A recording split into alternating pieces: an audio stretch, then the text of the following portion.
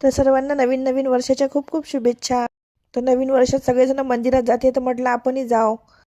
निघालो मग घरून. लय गर्दी होती रस्त्यानं, बम ट्रॅफिक लागली. शेवट आम्ही दर्शनासाठी मंदिरात पोचलोच. तर पाहत होतं काय मंदिरात तर बाबा दुरूनची लाईन लागेल होती. मग काय लागलो आम्ही बारीत, म्हटलं जाऊ दे एवढ्या दुरून आलो आणि काय मुखदर्शन घेता. तसं तसं मुखदर्शन पण होतं, पण आम्ही मुखदर्शन घेतलं नाही. म्हटलं काय अर्ध्या तासात दर्शन होतं, एवढा काही वेळ लागत नाही शिरगावच्या मंदिरात. तर प्रति शिर्डी म्हणून साईबाबाचं मंदिर आहे. सेम साईबाबाचं जसं शिर्डीचं मंदिर आहे तसंच मंदिर आहे हे. तर तिथं एवढे मस्त आरसे लावलेले आहे की नाही, सगळेच लोक आरशातच पाहते. आणि मी आली गेली की आम्ही आरशातच पाहत होतो दोघंजणं. आणि जेव्हा मंदिरात जातो ना अंदर, तेव्हा पूर्ण चौकून असे आरसे लावलेले आहे. आणि हे साईबाबाची मूर्ती आतमध्ये जास्त फोटो नव्हते काढू देत.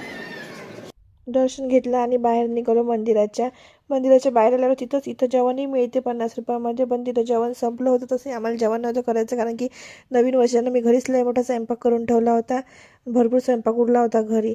तर इथं सगळे फोटो गिटो काढते, तर आम्ही फोटो काढले.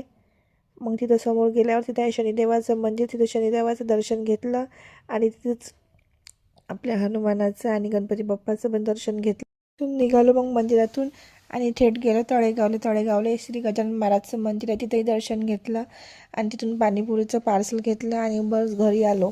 घरी आल्यावर मस्त आपली भेळ बनवली आणि सगळं घरात नेऊन ठेवलं समोर. मग मस्त पाणीपुरी तयार केली, भेळ पण तयार केली, मस्त फटाफट खाऊन घेतली, पाणीपुरी पण खाल्ली. मग आपला झाला हा आपला आजचा mini vlog. Okay, bye bye.